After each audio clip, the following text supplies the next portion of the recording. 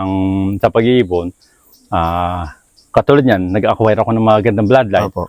Puro muntik na. Pero ibig sabihin, andun yung kumpiyansa ko, lalabas. Kaya nga, sa pag-iibon, sa karera, tarang continuous na pag-experiment o yung process ng breeding. No? Tuloy-tuloy lang. Pero nandun pa rin ako na hindi ko hinahayaan yung bloodline na mawala sa loob ko. Ginagawa ko yung mga magkakamag-anak o yung magkapatid o yung magpinsan, breed ako ng breed para yun yung susunod ko. Inbreed. Para yun yung susunod ko mga breeder na hindi basta mawala kasi ibabalik ko pa rin ulit sila. Sa ipapasok ko lang sa ibang bloodline pero andun pa rin sila. Dito sa akin, actually ang unang-una ko yung bloodline, yung lahi nga ni Pate, Mohican Chief, David Chan Benjilet, Vicente Ngo, yung mga D90, Despin Sanbansan ni Pujoka, yung mga saka yung CDOL Johnson Horimans, Pujoka, nadagdag yung mga galing kay Manlito, na Mystica, Clenji Mystica, sila Evita Carwiner, yung line ng Triple 150 Didol, yun yung nagpo-produce sa akin ng mga superset, overall champion. Tapos yung line ng mga Blue Chick Splash na Munchen Inbreed, line nila Orb, underrated, 518 underrated. Yun yung mga bloodline na karaming nasa akin. Ngayon, mga bago, yung galing kay Ninong Nelson na Alphonse Imbrek, tapos kay Ninong Eddie Noble na Masarela. Tapos Morris Gordon Stitch. Tapos yung mga karamihan, yung mga nakuha ko naman kay paring Edwin Muli, yung mga Cooper, Lemons Binstra. Tapos yung Edison Yap na Battenberg, Boris Matthews. Tapos meron din ako mga BDB. Mga line ng BDB. Yung yan, kay Sir Jaime Chua, yung mga Dan Hill, saka Unbelievable. Meron din ng galing sa tropa. Pero yun nga, ang hindi ko, ang pinakatalagang karamihan nandito sa akin, Pujoka. Emil the Word Kuipers, kasi yan ang pinakamarami na ibigay sa aking award.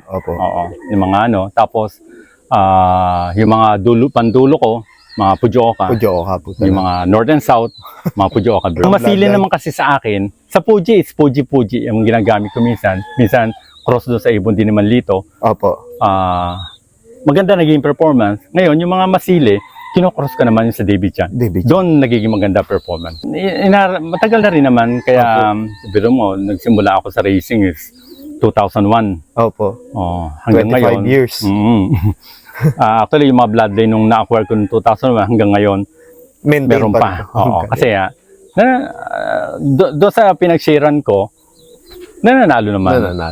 Kasi nung nasa Ubando ko, ang supplying ko naman, yung sa pagtuturo na inakay, bata pa lang, pinapagala ko na. Pero dito, hindi ko magawa. Kasi tago ang ang location. Dito, minsan pinapagala ko sila, kulay na mata, yung iba namamara ko na. Tapos, babasahin ko muna ng alam mo yung downy or yung buong katawan, saka ako ilalabas para naka-viewing. Sa ganun sistema ko, napakaliit ng maliit ang nag-o-over. Ibig sabihin ko, konti ang nag-overfly. Tulad ngayon, ang nag-overfly sa south ko, isa lang. Yung north ko, nagbalikan lahat. Yung north ko, actually, matanda na sila lahat eh. Sinubutin ko, matanda, pangwalan ko na kayo kasi ayoko magpawala noon nakaraan noon. Yung turo. Dahil sobrang lakas ng hangin dito, baka ilayo sila. Sabi ko, medyo mahina hangin. Pinawalan ko. Bumalik dalawa lang. Sumunod may bumalik na isa. Ngayon, nag-text na ako doon sa coordinator ng WPFC, sabi ko meron akong replacement dalawa. Kinabukasan bumalik isa, sabi ko para isa na lang. Sumunod, bumalik ulit isa, sabi ko pare wala na, kompleto na yung lima. Kompleto na. So sa South naman, isa na wala sa akin. Nagbabalikan sila, pero nasa Ubando, hindi, bata pa lang, nagtuturo na ako. Open po. Pag may edad kasi, lumalayo sila, minsan hindi nakabalik. So, naano ko, dito, dapat may edad. Sinubukan ko bata rito, ang dami nawala eh. Sabi ko, kasi ang dami, lalo pag nagawi sila pa sa Del Monte. Wala na. Lagas ang ibon mo doon. Sobrang daming ibon. Sobrang daming ibon na po. Makikita mo doon. Bisa may dumadayo dito, napakadami. Low fly lang. Low fly lang yun. alam mo na baka mamaya nagsama-sama or sa iisang may-ari lang. Kaya sa breeding naman, sa akin kasi unang-una dapat sa breeding, kondisyon yung ano mo. So may mga nagpa-flashing, mga gano'n. Minsan sa akin, sabihin ko totoo, hindi rin ako nakapagpa-flashing. Hindi po. Kahit nung nasa Laguna ako. Ano na sa akin, more on honey garlic. Honey garlic. Tapos honey onion. Honey onion. Tapos dati ang dami kong tanim dyan na oregano. Oregano po. Pag pitas ako, pakain sa kanila. Ayun. Ganun lang sa Basic ano po. Kasi nung dati, nakakabili pa ako ng ano. Pero siyempre ngayon, pamilyado ka na, isip ka ng ibang source na alternative source ng pwede yun, na nasa paligid mo lang. Yan nga, sabi ko, siguro pero oregano, garlic. Po, ano po? Effective siya. Kasi yung kinakarera ko na live hanggang Calbayog, wala siyang gawin. Garlic, saka honey lang siya. Minsan, papasukan ko lang ng luya. Luya. Pero talaga, hindi mawala yung garlic. Merong sa inumin or minsan dinidirekta ko na sa kanila. Isa sa ano yun, sabi ko ba mukhang makakatapos to ng Tacloban. Ng Tacloban, kaya lang talagang hindi sinuwerte nung last lap kasi yung Calbayog lang pahirapan na eh. Nagulat ako na andyan siya sa taas eh. Paggabi na yun 700 plus na lang yata speed niya, 716 o 715 parang yun. Pero nag-clock pa siya. So ang inaano ko doon sa breeding, kung kaya nyo yung mga supplements, supplements yun, hindi siya gamot supplements, mga vitamins, minerals, supportahan nyo para maibigay ng maayos sa inakay. Ngayon, kung hindi nyo naman kaya, kung ano meron sa paligid nyo. Ngayon, mga herbal or kaya kahit na mga B-complex, mga ganon, or yung Sesical, B22, mumura-murahin po. Pero maganda. Yan mo rin, bigyan mo. Para mabigyan din ng maayos na anong inakay. Dati ako meron pa akong Crucible para sa mga inakay ngayon ang ginagamit ko is honey. Honey. Actually, may nabibilan ng honey dyan sa kumpare ko. Paring Corbo, yung Berong Honey. Yun. Shoutout po kay Corbolop. Kay Corbolop. Berong Honey. Pang-ibon pang-tao pa. Dahil yung anak ko, saka ako Nainom din ba? Minom kami nun So, ganun lang sa akin. Hindi na gawing komplikado or hindi galing masyadong ano ba tawag din, meticuloso or ano sa ganun sistema. Enjoy nyo lang, mag-breed kayo, tapos yung basta bago nyo siya i-breed, maganda lang katawan. Maganda. Sa paraan ng pagbibigay nyo ng supplements or pagbibigay nyo ng mga herbal. Na ganon.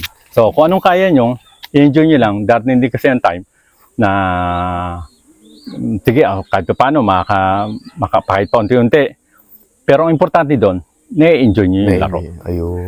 Na-enjoy nyo breeding, na-enjoy nyo yung karera. Po talaga. Tapos, yun lang, bali, wala nang, kumbaga yung sisisihin mo. Basta, kung ano man nangyari sa ibon, yun na. Tanggapin mo na sa'yo lang yun, gawin mong challenge o gawin mong motivation para sa susunod mo na karera. Better luck po talaga. Ganun talaga. So, napakaganda ng na-share sa atin ni Sir Danny, isa sa veterano sa pagdating sa pigeon racing. So since 2001 talagang madami na naging experience and panalo. So ayan. Idol, huling katanungan na po. In case po ba na may mga ka-newbie na gusto mag-inquire ng mga bloodlines niyo po dito, open po ba kayo nag-a-out? Actually, open naman ako. Isa sa mga ano rin sa akin nung mentor ko na pareho ng wala na sa mga kabilang buhay o yung isa sa mga nagbibigay ng yung sabi niya sa akin dati na kung anong meron ako na bloodline, sige, i-share ko sa'yo.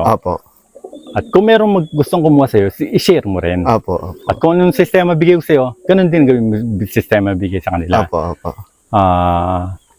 Pati yung terms. Totoo, ginagawa ko yun. Kasi yun din ginawa sila sa akin. Para lang masubukan ko ang karera, masubukan ko ano. Actually, nung pagka kuha ko sa kanila, nanalo agad ako. Unang-unang karera ko, nanalo ako. Ang galing. Tapos sumunod na taon, ganun pa rin. Ganun pa rin po. Sunod-sunod na panalo na yon. Opo. Kaya, yung time na nakilala ko sa Laguna, dahil yun sa ibon ni na nakuha ko kay Pujoka, kay Manlito, Kay Manlito. sa akin Nilo. Kay Nilo. Kasi kay Nilo galing yung ano eh. Actually, ang bumili nung binebenta niya talaga, yung kaibigan ko. Kaibigan mo. Yung isa, sa akin napunta. Yung napunta sa akin, yun yung naglabas ng mga champion. Galing, no? Pero yung binili niya nung kaibigan ko sa kanya, napunta rin sa akin. David Chan yun na Excel. Ni Pinen. Sister Pinen yung nabili niya. Then pinagpares-pares ko. Talagang, ang naging ano ko lang kasi noon time na yon, nung magkakarera na ako, maraming nag-offer. Opo. Pero inisip ko, bakit hindi ako pumunta doon sa mga naglalaro na talaga na Opo. kilala. So, at swerte naman ako dahil yung mga napuntahan ko, mababait. Opo. Saka mananalo na rin. Ano? Talagang susuporta. Opo. By yung way na makakawa ka ng bloodline na hindi mo kailangang bilhin ng cash dahil mabigat. Opo, mabigat. Totoo. Hinulugan ko. Ganun lang din sistemang minsan binibigay ko sa iba. Opo. Kasi sasabihin ng iba, paano kung takbuhan ka? Opo. Nangyayari talaga. Opo. Pero para sa akin, siya na magdadala noon. Hindi na po. Burden niya na po. Ibon, sabi ko, ibon lang yan pero siya magdadala. Pero karamihan, tumutupad sa usapan. Opo. Mas marami ang tumupad. Mas marami po. Kaya kasi minsan, hindi mo rin iniisip ko, bakit hindi niya nagampanan yung kung ano obligasyon niya. Baka meron naging problema, na-disgrasya, o nagkasakit, o ano. Compassion na lang. Parang yun na lang din iniisip ko minsan, para hindi masakit. Opo. Pero inano ko rin na kung yung sistema na yun sa mga newbie, willing din na mag-share ng line. Ayun. Then sa tips kasi minsan nagtatanong sila. So sa akin kasi ganun lang naman ng tips din sa breeding saka sa may babahagi din po. Binabahagi ko. So yun lang din naman masasabi ko sa kanila. Basta tuloy-tuloy lang, wag basta susuko. Ayun. Kasi ang pag-iibon talagang mahaba. Totoo, magastos. Ngayon, kung ayusin mo naman, tulad niyan, napakadami kong ibon, magastos talaga. Opo. Kung hindi dahil sa kanila rin, hindi ko pa supportan sila. Opo. Sila lang dyan, sa kanila lang din ang gagaling. Cycle na lang din po. Ano po. Kasi saka na itutulong ko din naman sa mga anak ko. Ganun. So, sa pag-iibon, enjoy nyo lang. Enjoy lang. Hindi naman porque kumuha kayo ng talagang mamahaling ibon, champion na kayo. Champion na. Kasi kung yun ang pagbabatayan, hindi ka pa rin mananalo kasi maraming champion na kumuha mas mahal. Opo. So, ibig sabihin, nag-acquire ka ng ibon na mahal, tuloy mo lang yon, at least nahandun yung bloodline. Opo. Na balang araw, magbibigay ng magandang result sa'yo. Ganun. Tuloy-tuloy lang, enjoy mo lang. Enjoy the Saka, ang isa pang kagandahan nun, nung lumawak yung pigeon industry po. Sa pigeon industry, saka yung mga kakilala ko, marami akong naging kaibigan at kilala na sa PHA, yung iba, ninong ko na. Ninong ko sa kasal. Saka kumpare ko. So, ibig sabihin, yung sa pagkakaibigan, lumawak lalo. Saka, hindi mo mawala minsan yung tuksuhan, igitan, yung kalaban mo to, ganyan. Pero minsan, hanggat maaari, yung ibon na lang ang magsalita. Ganun. Hindi na kailangan yung tao magsasalita. Ayaw mo yung ibon magsalita. Ibig sabihin, yung gagawin ng ibon, yun na lang. Yun na lang. So, yun lang para sa mga baguhan. Tuloy lang. Enjoy lang. At ano ba tawag doon? Damin nyo lang yung excitement ng karera. Ayun. Napakaganda nung na-share sa atin ni Sir Danny Perez. So, and then ayan, kung gusto nyo nga mag-inquire kay Sir Danny, pwede nyo siyang kontakin sa kanyang Facebook page, idol. So, bali yan, naka-flash sa screen yung Facebook page ni Sir Danny. Okay. So, Sir, meron po ba kayong mga shoutout? So, shoutout ko, unang-una yung mga kumpare ko, lalo na yung kumpare kong mabait. Si Bani Velarde, tapos si Arthur Tan, si Paring Meti, kahit nasa Wala ka na sa bansa. Italy, alam ko, nasa ibang US. bansa. Hawaii. Hawaii, parang Meti, yung mga taga Laguna, si Arthur Tan, sabi ko na rin. Opo. Tapos parang Edwin. Edwin Muli. Tapos si Tay, yung mga kumpare ko sa Bulacan. Opo. Tapos siyempre, yung mga pare ko sa Manila, si paring Mike. Opo. Mike Baligtas. Opo. Yan, Rico Contreras. Yan. So, yun ang mga ano ko